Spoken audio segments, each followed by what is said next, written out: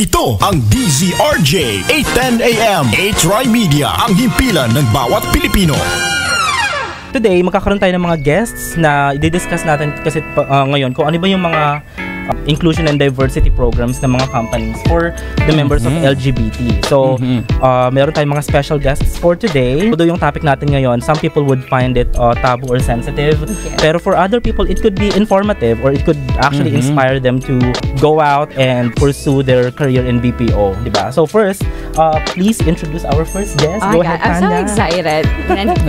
She's 28 years old, now on her 10th year in the call center industry, and currently working at Teleperformance Ayala's site as customer service tier 2 representative. Malapit lang sa amin to. Yes, Ayala lang. Yeah, she's been part of some chorale group and recently joined beauty pageants. Ladies and gentlemen, please welcome ACRC. Yeah, Arce, go!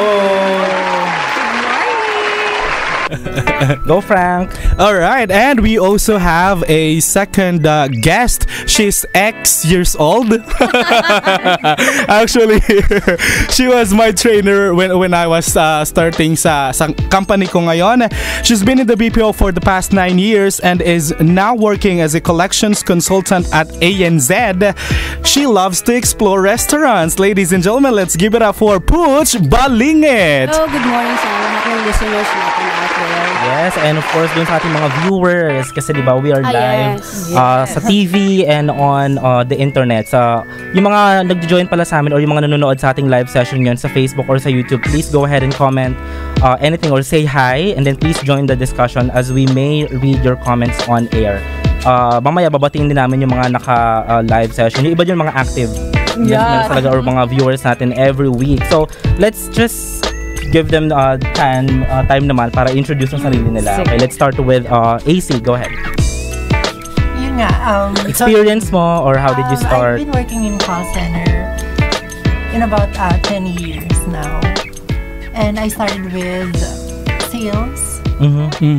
That's where that's in Asia Premier One Source as far as I remember. So, matagal na kasi. So, hindi ko maalala. So, sobrang dami na ng company. And nag-hop din kasi ako. So, hindi ko maalala dun yung pinaka-start. But then, I have worked with Adorica and Pacific Hub before I started with Teleperformance. So, right now, you're a tier 2 representative. Is it like customer service or...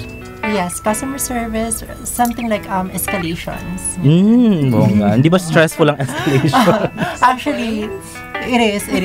Buti na lang, nalipat na ako ng NavQ, so it's offline. Offline works, more on processes. Wow, so you're not taking calls na. So, babalikin natin si AC about yung mga experiences niya, kung ano ba yung mga unforgettable experiences niya, nagko-calls pa siya, and then parang how did she transition dun sa, hindi naman sa pagiging transgender, but parang siya nag-transition dun sa isang position na hindi na siya nagko-calls, diba? Kasi yung iba baka inisip nyo stressful mag-calls or baka kaya na-overwhelm sila na ayaw nila mag-apply sa call center. Pero yun nga, pwede kang dumating dun sa position na pwedeng hindi ka na mag-calls. Okay, mag-back office ka na. Like, introduce natin ngayon si Pooch. Yes, go ahead. Good morning ulit. So, I'm with the BPO industry for 9 years. Started as 21 years old. So, do the math kung ilang taon na ako.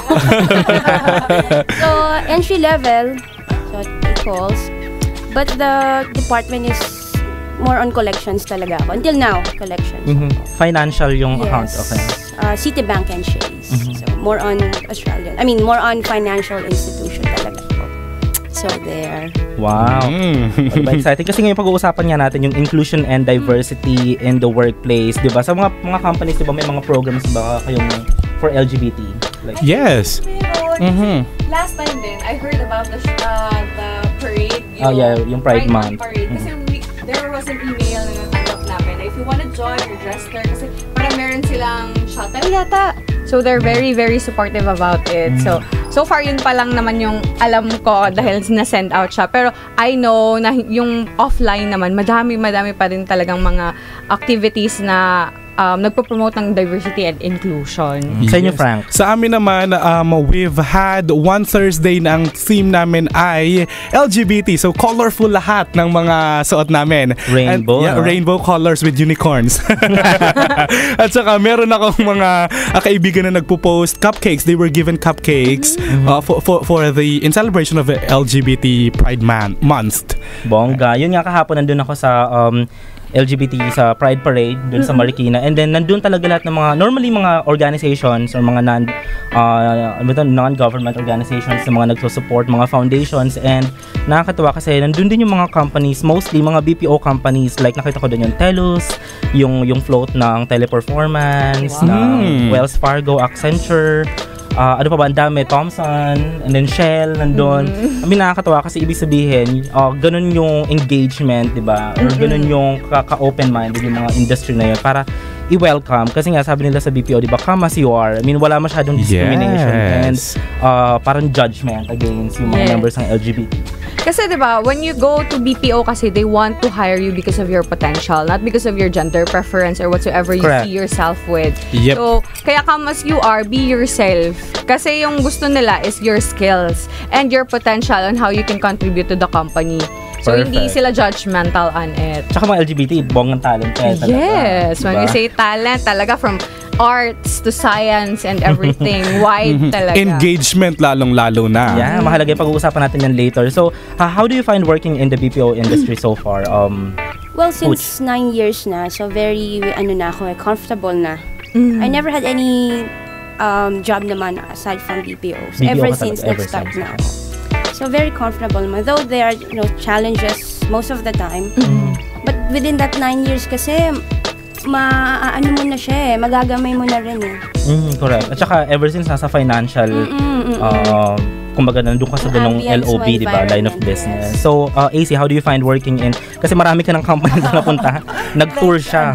Like Pooch, at least na rin ako sa nature ng trabaho ngayon. Unlike nung first time na nag-apply ako, talagang culture shock ako. Tapos yung talagang, alam mo, ma-encourage ka na magpalipat-lipat kasi gusto mong maghanap ng easy account na okay yung payout. But then wala pa yung gano'n. Kailangan pa talaga siyang pagtrabahuhan para makuha mo yung gusto mong ma-achieve. Yung iba kasi gano'n, di ba? Yung motivation nila, money.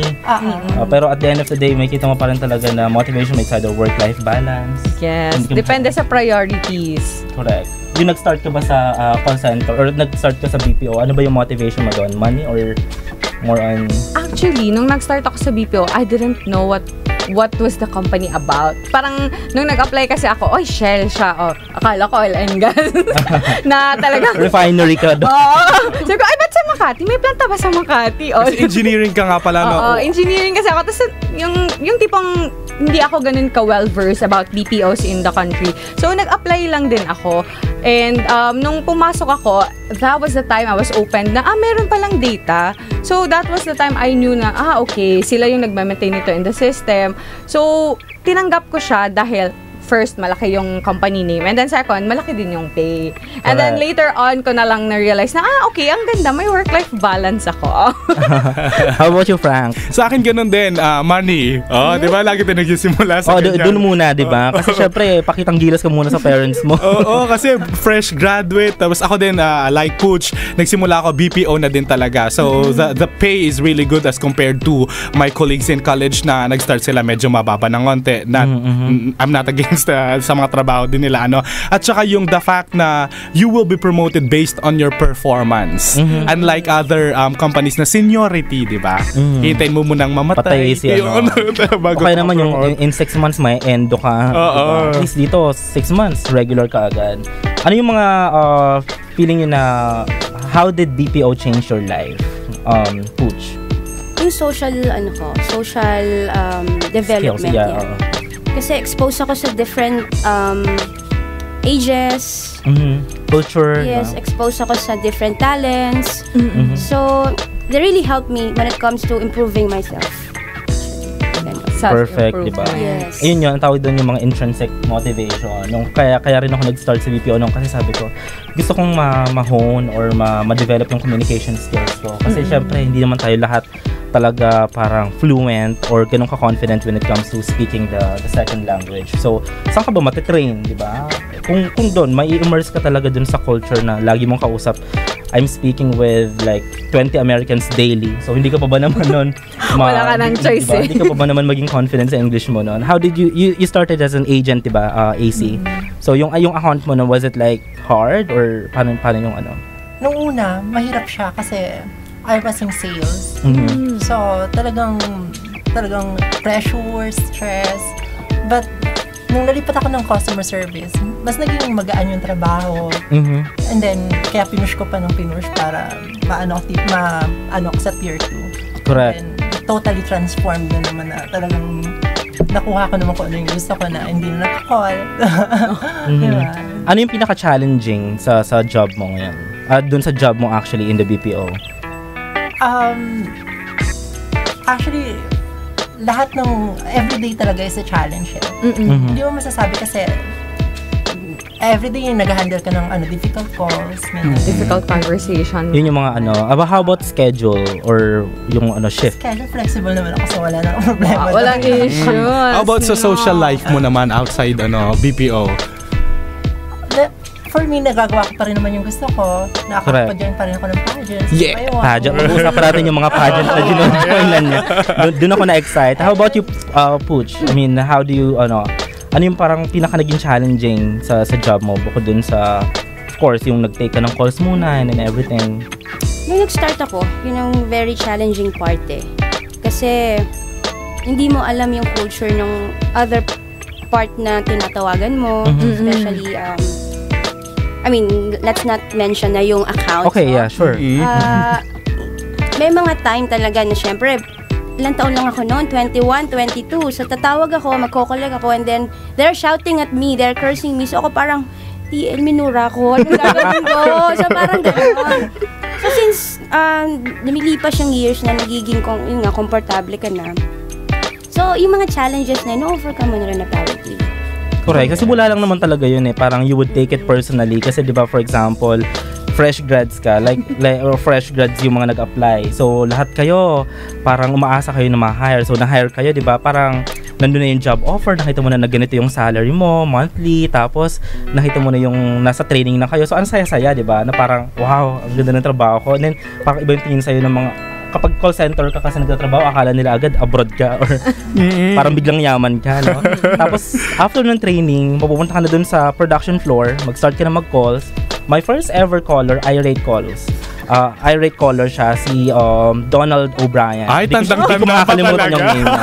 Remarkable. The caller, ito yung call na to, it was in 2010 kasi tech support ako nag-start, diba? So, it's a major telco in the US. So, tech support, so ang problema niya noon, hindi siya makakonect sa internet. So, confident ako kasi may script naman, na-train naman ako. Tagal ng training namin, para 3 weeks or 2 weeks ata, gano'n. So, talagang lahat. Com skills, yung technical, yung skills mo talagang training. So, parang prepared ka nga pag nag-take ka ng calls. Syempre, wala akong experience, fresh grad. So, ang expectation ko noon, take lang ng call. Para sabi nila, don't take it personally. Pero yun nga, sinigaw-sigawan talaga ako. And then, parang nandun ka sa moment na, nag-aral ako, parang college graduate naman ako, tapos adult naman ako, ba't niya ako sinisigawan? Tapos, sobrang hindi ko siya na-handle ng maayos. Alam mo yun, yung may mga calls talaga na parang, alam mo na, pangat ang survey ko. Mga ilang oras kayo nag-usap noon? Siguro mga ano lang siya, 10 minutes kasi nga nag-hang up siya. As in, hindi ko talaga naayos. And then, ang maganda doon, nakakatawa kasi siya rin yung first ever very satisfied survey ko. Wow! Kasi ito nangyari, ito yung catch. Di ba nag-hang up siya? Kasi hindi ko nga siya na-assist na maayos. Nag-rattle ako. Parang hindi ko alam yung sasabihin ko. Parang nag-hang up na siya. Tumawag siya ulit. So, yung next agent na naka-assist sa kanya, tenure agent na to, ka-team lang namin or nandun lang din sa floor. Maayos yung pagka-assist sa kanya, pero yung survey sa akin napunta. Yan Ayun na, di ba? Nangyayari yun, di ba? Yung minsan, yung survey, may mga CSAT ba kayo sa... Meron. Di ba? Mas mahirap ba yung CSAT ng sales? Para yung customer satisfaction pag sales account? Pag sales, wala more on conversion Pero nung customer service, meron na. Unfair nga sa tier 2 part kasi kapag hindi na-assist ng maayos ng tier 1, ang bagsak ng visa talaga usually nasa... Sa tier 2? Okay. Ano ba yung difference ng tier 1 dun sa tier 2? Ano yung parang naging advantage ng tier 2? Mas may mga process kaming nagagawa unlike tier 1 na limited yung access nila sa tools. tsaka navigation. So, hindi naging madali actually. Mas naging komplikado yung Mas naging trabaho. complicated siya. Okay. Pero it's a promotion. Promotion. It's a Kasi bumongga naman yung ano. Bongga. We're not going to talk about pay, o diba? For ethical purposes. Sa Pooch, parang ano naman yung ano? Paano ba? Worst experience ba to? Or most challenging call na natanggap mo? Call. Unforgettable call na natanggap mo ever? Or first ever call? Ever? Forever. Forever. Yung call ko na hindi ko siya makolektahan kasi it's very, very emotional yung customer ko. Kasi hindi ko siya makolektahan dahil yung asawa nasa hospital. And then naka-receive siya ng parang call a few minutes bago ako tumawag. Namatay naman yung anak. Ay, grabe. So hindi ko alam kung mag-iiyakan na lang ba kami sa phone. Yeah, you have to set aside kasi yun, diba? Correct. So that time, hindi ko alam yung gagawin ko, kung mag-BAU pa ba ako or i-disconnect ko na yung call. So, ang advice naman sa akin is just to disconnect the call. Kasi super talaga nag-rant na siya or nagbe-breakdown na yung customer. Ano yung most unforgettable call mo, Frank? Sa akin, si Pooch bilang siya yung isa sa mga trainers ko na sa current company ko pa rin, hindi ko makakalimutan. Kasi first call ko sa training environment natin, nag-phonetics ako. So, L. Yeah. May bagyo nun. L for Lando. Yun yung Lando yung name ng Lando yung bagyo. Yun yung mahirap pag nagpapaspell out kayo, no? Diba? A as in apple, R as in Romeo, L as in elephant. Tapos water as in, si TL Stephen nakikinig sa atin, nanonood sa atin ngayon. Water, W as in Wonderland. Diba? Kung ano na lang maisip. Pero relatable siya. Pag-uusapan natin din yan sa mga next episodes natin ng mga call center bloopers natin. Exciting yung episode na yun. Naghanap lang kami ng guest na bongga doon. Magbaon na po kayo. And then yung mga nanonood sa live natin ngayon, binabati ko lang yan. Sila Cristel Gay Reyes Torres. We have Kenneth John Aporillo, Jess Buendia, Lawrence Castillo Catalan, Albert Solis, yan, si Albert Michael Solis. Sabate. Albert Solis, blooper ko din yan. Peter ako din yan. Ka-team ko yan siya. Boom. Ayun, diba? Ano ba yung mga program sa company ninyo for LGBT normally? ANZ is very vocal when it comes to LGBT. They actually support LGBT. We have organizations, just that hindi ako part. Hindi ka na pa-member. Hindi pa ako part. Kaya hindi ka naka-attend ng Pride. Correct. Hindi ko siya alam actually kahapon. Nung Facebook ako, hindi ko lang nakita na meron pala sa Marikina. So, we have organizations sa ANZ. ANZ naman is not kaya ba sasabihin? Hindi naman sila against. They actually support and invite LGBT sa company namin. Ganun sila. Bongga. So may mga ano rin ba kayo parang you mentioned organizations. Meron din kayong mga parang GPTW, mga activities like town halls, mga gano'n, di ba? Ayun, kaya exciting kasi may mga theme Friday. Yes. Kaya naman like sa teleperformance, alam ko kahapon very active yung mga members doon. Actually, madalas nga din mga pageants. Yeah, Flores de Mayo. Let's talk about yung mga pageants na nasalihan mo pala. Sa company nyo, company nyo nag-organize ng pageant? Meron. Actually, twice na akong nag-join sa company pageants. First one nung ambassadors of values. Yung mga core values ng people. And then, the second one, yun yung Miss TP Ayala, wherein I won third runner-up. Bongga. Paano yung, alam ko pag ganyan, mga pageant, yung mga Miss Day or whatever, I mean, it's super fun, lalo na yun dun sa mga question and answer portion, di ba? Paano yung question and answer portion? Or ano ba yung talent mo doon? Singing. Nag-sing, sample nga ng singing. Kahit mga first hanggang chorus. Nakita ko yung sample niya, yung mga pictures niya when she posted it. Sabi ko, Shamsi sup yung peg niya. Oo, ang ganda, ang ganda. I mean, super ang ganda talaga nung, ibig sabihin, ganun ka open-minded. And ganun yung ini-encourage. Kasi yung iba, di ba, parang, like, naalala ko na yung friend ko, she's a lesbian. Tapos nag-apply nga siya sa company. So, accountant kasi yon. So, nag-apply siya. Nandun na siya sa parang last interview. Nandun na siya sa ma-hire na, job offer na. Sinabi sa kanya na parang you have to wear this palda. Kailangan naka-skirt daw yung mga employees kasi nila doon kapag female. And then, parang ino-oppose niya. Parang sabi niya, can I wear jeans or slacks, di ba? Kasi something comfortable. Ayaw daw. Sabi niya, so dinecline niya yung offer. Kasi sinabi niya doon sa manager na parang, you're hiring people for their skills, not for their legs. Exactly. Diba? Ganun siya. And then yun, okay naman yung career niya. Kasi, kung confident ka talaga, tsaka you believe in your talent, parang secondary na lang yun yung gender or yung orientation ng tao. So, yun naman talaga yung pinopromote ng mga BPO companies ngayon, yung inclusion and diversity. Kasi, the more na parang people can be who they are, the more na nagpe-perform sila. Yes, mas productive sila when ganyan yung tinitingnan. Tsaka, what I like about mga HRs in BPO is they set aside yung personal preference nila, yung mga biases nila. Correct. Kasi, for sure, a lot of people have biases with LGBT and they have to be professional enough to know na kahit na iba yung preference niya, if I don't agree with the preference ng taong ini-interview ko, doesn't mean hindi siya magaling. Kasi yung skills, hindi naman nakikita dun eh. Kaya yun yung parang, wow, ang galing nila. They were able to set aside mga biases na somehow, alam mo, mag-restrict dun sa person kung yun yung kino-consider mo. Yung iniisip nila is, paano mo makaka-benefit ang company with this applicant? So yun yung maganda about mga HRs dun sa BPO. Yes, sa BPO, we welcome with wide open arms yung LGBT, not just for entry-level positions, not just for middle management positions, but we do have LGBT peeps na nasa executive positions. Correct. Sa company namin kahapon, meron yun dun sa company namin, di ba nag-join niya sila ng Pride Parade. Meron kami mga kasamang mga expats doon. And then tinatanong ko yung colleague ko, sabi ko, parang familiar siya. Sabi niya, yan, part siya ng leadership actually. So, nakakatuwa kasi ang dami ring mga kahapon, mga AFAM. Yung mga hindi po nakakaalam sa AFAM, ibig sabihin, a foreigner around Manila. Sila it's either expats. Trivia ba to? That's a new learning. Maraming AFAM. Alam mo yon, AFAM, di ba? Easy doon. Ay, mga AFAM yung daming AFAM kahapon. Super saya ng Pride Parade kahapon. If you join the Pride Parade kahapon, put it in the comment section kung nanonood kayo ng live session today, or kung sa live rebroadcast naman, just share it to your friends na members din ng LGBT, or kung gusto nilang mga tips ba, yung mga wala pa sa industry, wala pa sa BPO. Kasi yun naman yung gusto namin mangyari, ma-inspire yung mga tao na not just members of the LGBT, ma-inspire yung mga tao na mag-join ng career sa BPO.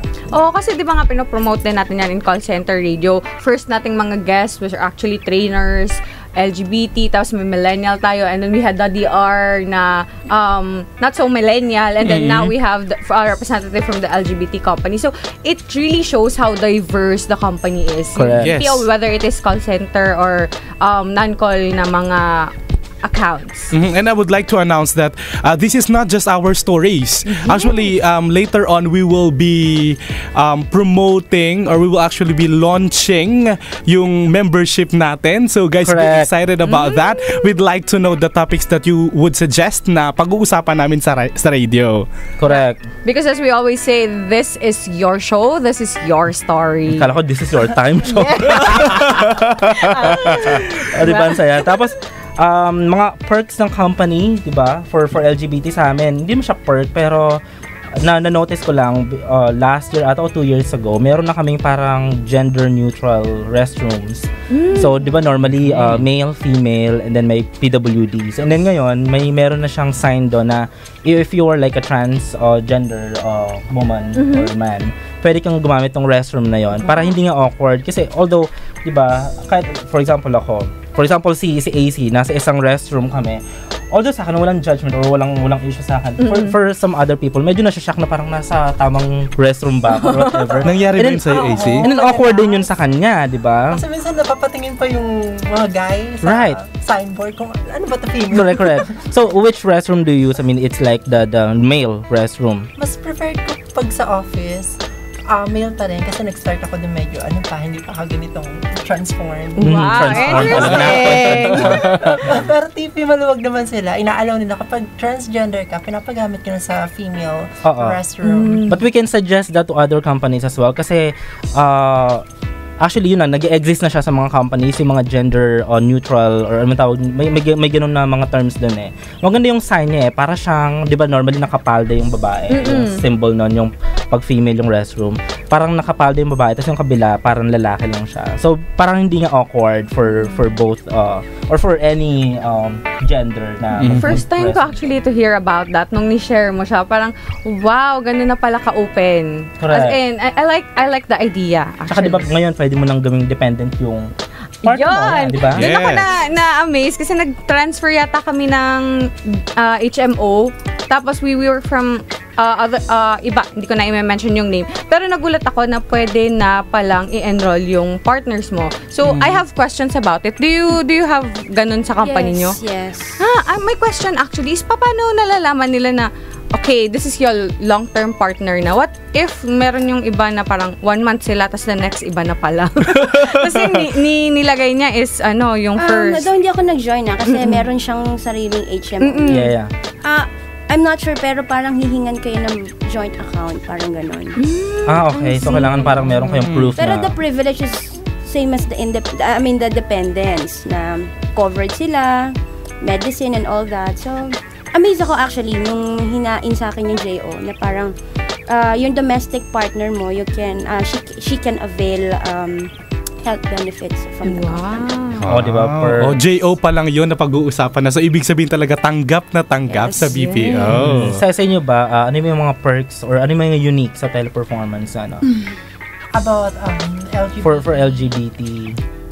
Sa amin, ang kakaiba lang naman, nung last pageant na sinalihan ko, inalaw nila yung female tsaka gays na mag-compete. So, cross na ngayon. Which is yun nga, parang unusual for me na hindi naman talaga kadalasang ginaganap na female to female tapos gays to gays. The world is evolving actually, di ba? Ibig sabihin parang nakita kasi ng mga tao na parang just be open, and then kasi the more na parang nire-restrict mo or you're putting judgment sa ganito, parang the more na hindi nag-grow, and then yung hindi mag-grow yung business mo, hindi mag-grow yung team mo, hindi ka rin mag-grow personally. True. So, mahalaga yun. Tsaka yung, as we always say, na parang, if you restrict kasi on gender and preference, marami kang malilimit. Apart from yung potential, apart from yung yung maririp ng company, kahit hindi na company, kasi kahit personal. If you restrict yourself from talking to LGBT community, ikaw na mismo yung hindi nagpapagrow sa sarili mo. Because we learn a lot of things when we communicate with people. And kapag naglagay ka ng bias na ayaw ko makipag-communicate kay LGBT, edi konti lang yung people mo, small lang yung world mo. So, parang let's not stop ourselves from growing. Let's communicate with other people. Let's be open. Kasi once we're open, a lot of potential will open and opportunities will open for us. Diba? Spokesperson na po siya. Pero may mga nag-comment sa atin may LGBTQ. What's Q? Queer. See. Okay. Trivia. LGBTQ. Pero normally ka ng LGBT na lang kasi lesbian, gay, bisexual, transgender. Pero yun nga, marami siyang, hindi lang kaya nga siya rainbow, di ba? Kasi maraming flavors, maraming variants. Hindi naman pwedeng sabihin na gay, lesbian. So, yung iba agad ini-stereotype nila na pag lesbian, okay, cross-dresser agad, o gusto agad. Marami mga femme. Yes. Huwag tayong mag-define. Kasi pag nag-define ka, masalo kang mahihirapan. Or let's just consider them parang gender fluid. Yes. Diba? Parang you can, parang you don't look at the person's gender or orientation. You just love that person because for who he is or for who she is, diba? Tsaka, interesting about AC, yung pag sinabi mo kanina when you went into TP, you weren't as trans as you are right now. Paano nila natanggap yon? It's interesting. Na adjustment ba? Oo. Sa naman, wala naman kasi nung pag-apply ko pa lang, tas visible naman sa akin na talaga na gay akes. But then, doon lang talaga ako nag-totally transformed when I first joined yung nila, yung parang event nila na Faces of Ages. That was Ages pa before na. Yun. Then, after nun, tinuloy-tuloy ko na. Wow! So, yung transition, parang ang bilis lang na naman nila natanggap. Actually, supportive lahat ng PLs, Yun yung maganda doon, no? Yung environment mo supportive. How about you, Pooch? I mean, did you have any issues coming out? well, feeling ko naman tanggap na ako ng parents ko. Family. Or how about sa work? Along the way, they are, well, society's double standard. Correct. So, meron akong mga maririnig na sobrang negative about my preference, and then sometimes na-include na yung religious side nila and all that. Well, for me naman, I do not need to explain myself to anyone. Correct. Talent is talent. I mean, diba? Like Jake Zyrus. I mean, stop judging Jake Zyrus. I mean, leave him alone. Him natin. Kasi diba, yung nabasa mo yung article ng Esquire, I mean, parang yun yung normally kasi sa atin, parang tanggap na siya, but acceptance is different from tolerance. Yung iba kasi parang tanggap kita, but don't flaunt it too much, or don't just rub it in my face, or yung iba parang kahapon yun dun sa LGBT Pride March, meron dun mga parang activists, sila yung mga extremists talaga na sinasabi nga nila na parang it's a sin or whatever. Parang that's your opinion, but you know, huwag nyo naman masyadong ano dun sa mga tao na parang just give them freedom na okay, na diba, maging sila. Let's avoid judgment lang siguro kasi this is a world we all live in. Okay? Correct. So kung ano man yung personal preference mo, it's okay. As long as wala kang inaapakang tao and wala kang sinasaktan, that's human for me and that's acceptable.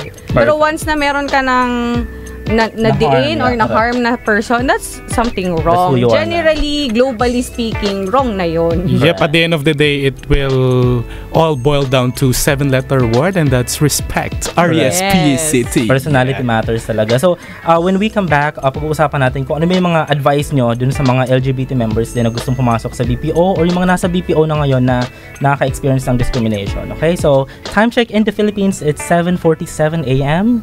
Stay with us. Kayo'y nakikinig sa DZRJ 810 AM. HRY Media, ang himpilan ng bawat Pilipino. This program is brought to you by HRY Media Pro Incorporated. Nagbabalik pa rin po kami mga ka-teammates dito pa rin sa Call Center Radio, a show made specially for our teammates in BPO. So yun, pinag-uusapan pa rin po natin ang inclusion and diversity. Kasama pa rin po natin ang ating mga LGBT members dito sa booth. And of course, we have live viewers sa Facebook. Go ahead, Frank. Sino yung mga active dito ngayon? Ayan, Mark Perez Aguliana, Lay Daza, Dayan Gail Fagela Kudiamat. Oh my God, babalik na ako sa BPO. Proud lesbian here. Balik na, ate. Sabi nga ni Michael Sabate, sa kanila daw, sa company daw nila tinatawag na multi-gender restroom, yung sinasabi ko. Oo. Kasi wala tayong pangalan kanina, gender neutral tayo eh. So meron din pala, ang dami na. It's very nice to hear that. Yep. At ang Call Center Radio ay hatid sa inyo ng Pochology Academy headed by Sir Pocholo de Leon Gonzalez. We are a group of empowerment speakers whose mission is to inspire success, greatness, and excellence in every Filipino. And again, I'd just like to reiterate that this is not just our stories na binibida po namin dito. If you have any topic suggestion, feel free to message us on our page, like as well our Facebook page. That's Call Center Radio. Call Center Radio, and then share this live session para yung mga friends ninyo na mga nasa work pa ngayon or yung mga tulog pa, alam ko ibang mga naka-rest day ngayon, pagkagising nila, di ba, mana-notify sila to watch your episode, especially for today na very special and very interesting. Okay, yung topic natin. Ano ba yung mga parang ma-advise niyo dun sa mga members na ng LGBT na wala pa sa BPO?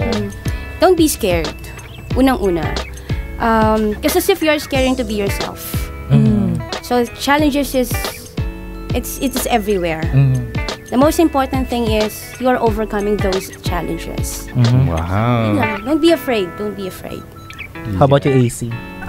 Just like Coach, it's just be yourself and come out and shine para show to the world na kung sino ka talaga, and they will accept you for who you are. Correct. Saka lalabas na yung potential mo talaga dun, di ba? Anything you wanna add how about for yung mga nag-work na ngayon sa BPO, call center na nakaka-experience pa rin ng discrimination sa mga teammates nila, or yung iba doon baka na-decline ng promotion because of their gender. Ano yung mga para ma-advise nyo? For me, they just have to accept the fact na may mga tao talaga na hindi marunong rumespeto sa gender ng individual people. So, dapat, ano na lang nila, sila na lang umunawa sa mga ganung tao na. And just keep doing good, di ba? Kasi pag, as long as wala ka naman talagang tinatapakan, may kita din naman nila na mas lalo ka pa nag-shine. For example, binabash ka pa rin or may mga sinasabi pa rin na bad sa'yo. Just keep on performing. Focus on your career. Yes. I suggest. Focus on your self-improvement. Diba? Tapos may kita nila na parang, hindi siya nababother or parang ganun siya ka-confident sa sarili niya. Titigil Parang, din yan. Diba? Kasi if you actually believe in yourself and you know who you are, parang it will manifest dun sa mga ginagawa mo. Mas lalo ka nagiging productive, mas lalo mong nalalabas yung mga talent mo. Marami kang nadidiscover na mga passion. Yes, Ano pa may mga ginagawa ninyo bukod dun sa work pala? May mga extracurricular activities ba? Sa work, wala masyado. Very focused kami when it comes to work kasi it's a bank eh. So, everyone is focused. How do you keep how do you maintain work-life balance? I'm very adventurous when it comes to food. Yan. Sobra. Pero hindi ka masyadong tumataba po siya. Nag-diet na ako. Sobra. Medyo ako sa mga themed restaurants. Actually, the last time we've visited a unicorn cafe somewhere in Maginhawa. Wow. Unicorn cafe. And this Friday, I'm planning to visit a cafe more on sa dogs sila. So they will allow you to mingle with dogs. Ka-work mo ba yung partner mo or Before sila ni Frank. Okay. So ayun. So at least nababalance mo naman yung relationship and yung work, yung mga extracurricular mo. How about you, AC? Do you have aside from pageants, meron ka ba mga pinakakaabalahan bukod sa makeup? And sabi niya ang aga na raw nag-makeup kanina kaya ang aga niya dumating. Actually, naglalaro pa ako ng badminton every rest day. Wow. Siya rin. Very sporty. Badminton, pero tennis ako ngayon. Active pa rin. What can you advise dun sa mga LGBT that are still in the closet right now? Yung tipong gusto na nila dapat mag-out kaso, they're so scared of the world and the judgment na meron sa world. Ang masasabi ko lang sa kanila, just be their self kasi at the end of the day, it's their capability naman that matters. It's not who they are. Correct. How about you, Pooch? This isn't going to be an easy journey. Yeah, correct. You may lose people you love, but at the end of the road, the most important thing is you gained yourself. Yes. Hindi ko masyado naarap ko yun. I mean, nagpalit po ako ng stick.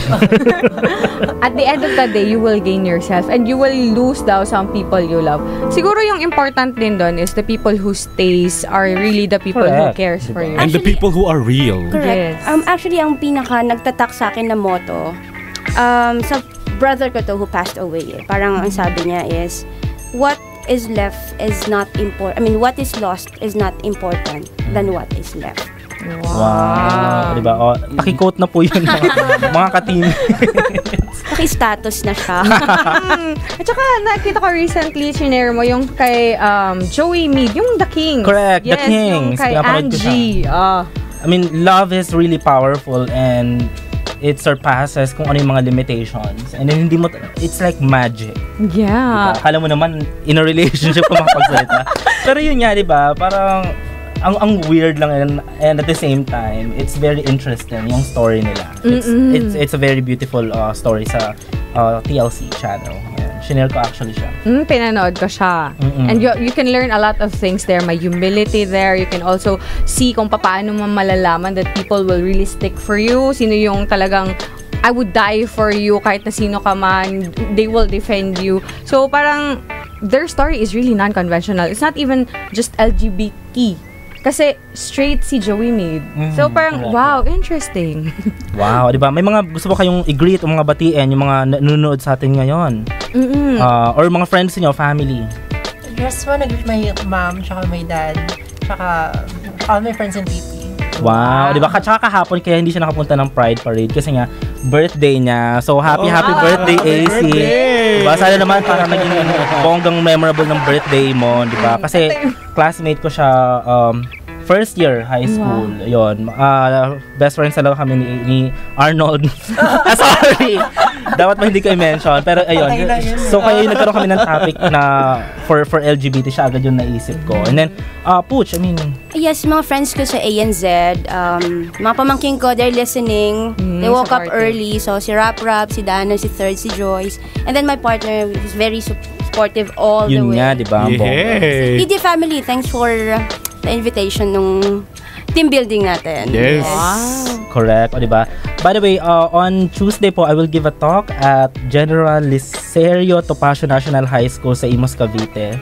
Ayun, I will give a talk about call center then, and then my journey to social media. And then, of course, Coaching That Sticks. It's a leadership training for supervisors. It's gonna be held on July 15. Just go ahead and visit goopeventsmanila.wordpress.com for more details. Ayan. Promote ko lang yung gustong mag-tennis. You wanna play tennis.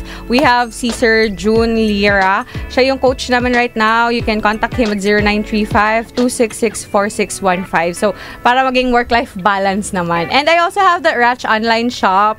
Yung mga gusto ng mga cosmetics and all. And do follow our page sa Facebook. We have Call Center Radio. And also, I have my personal page, Tanya Sampron, sa IG and FB. Go ahead, Yeah, Frank. ako naman, if you are in need of events host, whether it be corporate or social event, I do events hosting. Please do like my Instagram and official Facebook page account. That's at The Terrific Host. Correct. Can you host pageants ba? Yeah, that is actually something that I would love to do. Correct. O diba? Wow, isang oras na naman po mga ka-teammates ang nagdaan ng isang inspiration, motivation, and empowerment na of course hatid sa inyo ng mga ka-teammates sa BPO. So next week po, samahan nyo kami sa isa na namang interesting topic. Again, this show ay hatid po sa inyo ng ating founder and producer, walang iba kundi ang Voice Master of the Philippines na si Sir Pacholo de Leon Gonzalez. So kami po ang inyong mga ka-teammates sa BPO. My name is M.A. Buendia. Ako po ang inyong call center vlogger. And I am your engineer BPO teammate, Tanya Sampron. And I am your events host ka-teammate, Frank Rizzo. Once again, this is Call Center Radio. See you next week, guys. Thank you. Log out na. Yep. Bye.